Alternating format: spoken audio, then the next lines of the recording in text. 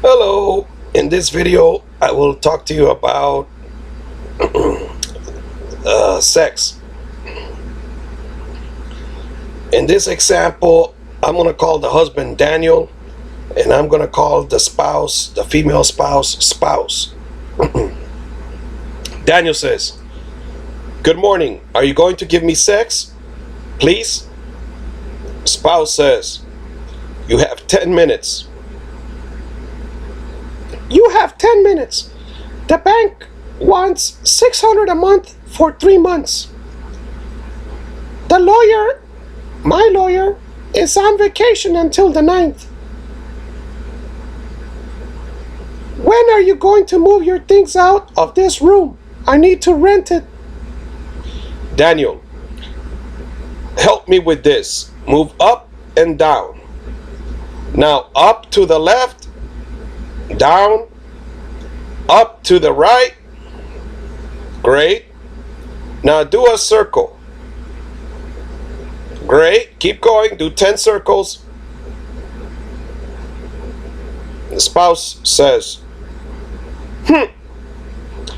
Daniel says, well, I really need to go fast now. Daniel finishes and says, move. The spouse does not respond. Daniel says, muévete. Thank you. Daniel gets up and takes a shower. Spouse gets dressed and goes to her part of the house. In this story, that's the way it goes.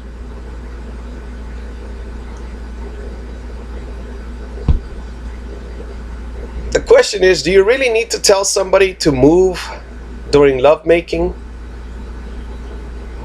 In other words, during sexual intercourse, do you really have to tell somebody to move? I don't know.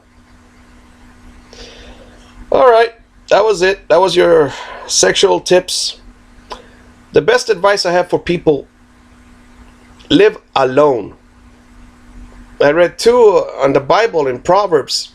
It's got two proverbs that talk about it is better to be on a hot tin roof than in a spacious house with an angry woman. And the other one said the same thing. It is better to be in the wilderness than to be in a house with an angry woman. Enjoy your life.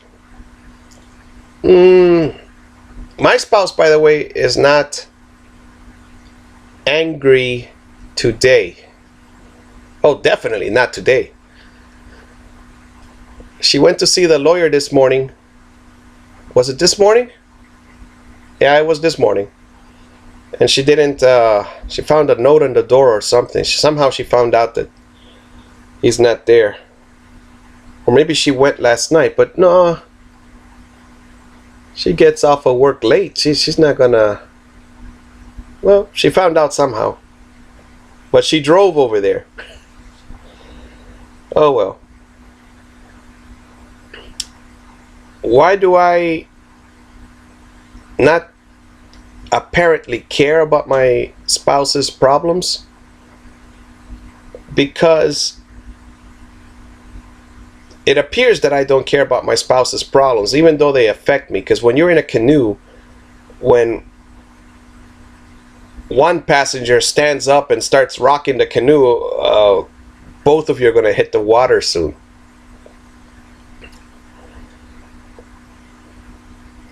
But I apparently don't appear to show that I care about this spouse, because anything that I suggest, she shoots it down.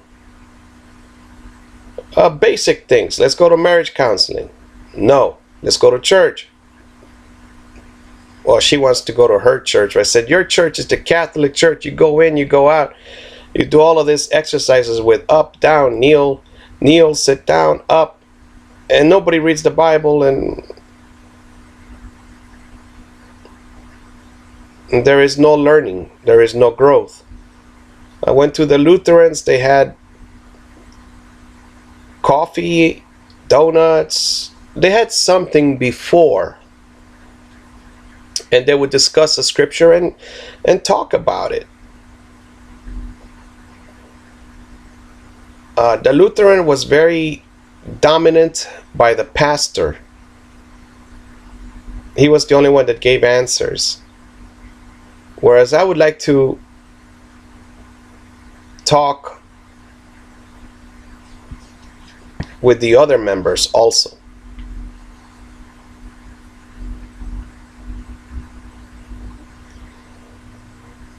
Like the Mormons have a men's group, but I don't know what they talk about. I only went one time. And everything was so different that I didn't know what they were talking about. Then I went to the other church, and they had a breakfast for men. And that was wonderful. Then I found out after a couple of weeks that women were in the kitchen. I didn't know because my eyes were on the speaker, and eventually I went a couple of.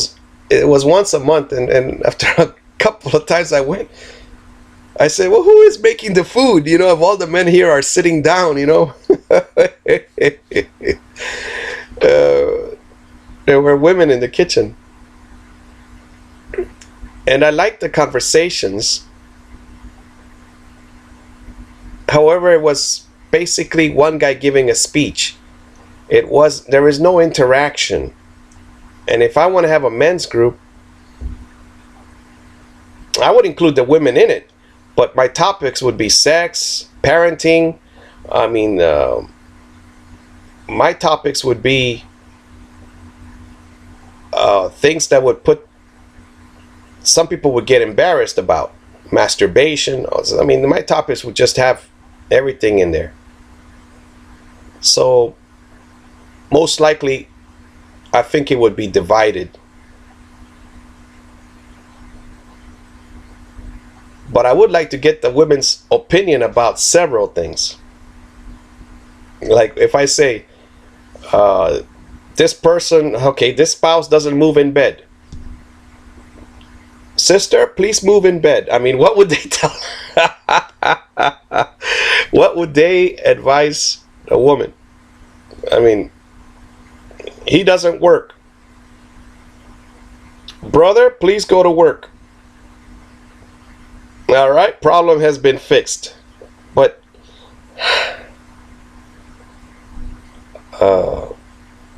I would say fix the first problem first.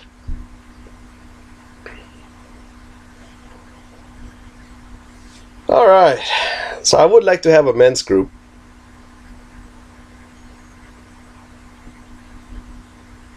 I would like to live in a small town, because in a small town, I've seen the Barefoot College, and all 100 members or 200 members of the village, they all go to the meetings.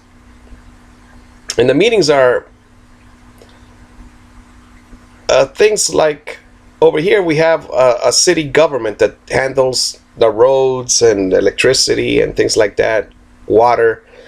But over there, the 100 members have to make decisions about the water, about the school for the girls. I mean, if there are no bathrooms, the girls don't go to school. And if they have to go fetch water, it's the girls that go fetch the water. Then the girls get raped while fetching the water. So all of those issues need to be resolved. But I would like to live in a small community where, let's just take in this one block, all of the men that live here. Let's all do something. But of course, this is the United States, and I don't know anything about any of these people here. I mean, except that they go in and out of their houses. That's about it.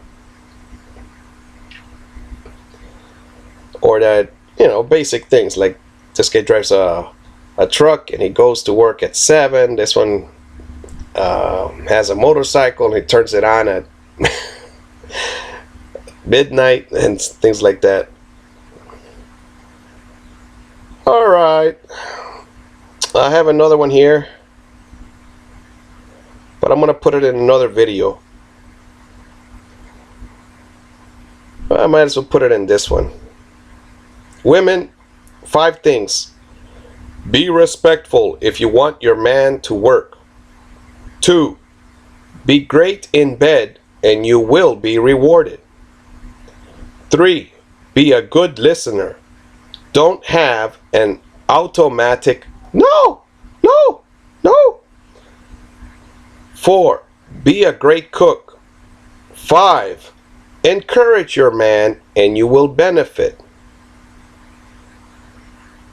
All right. And about parenting, I have a note here.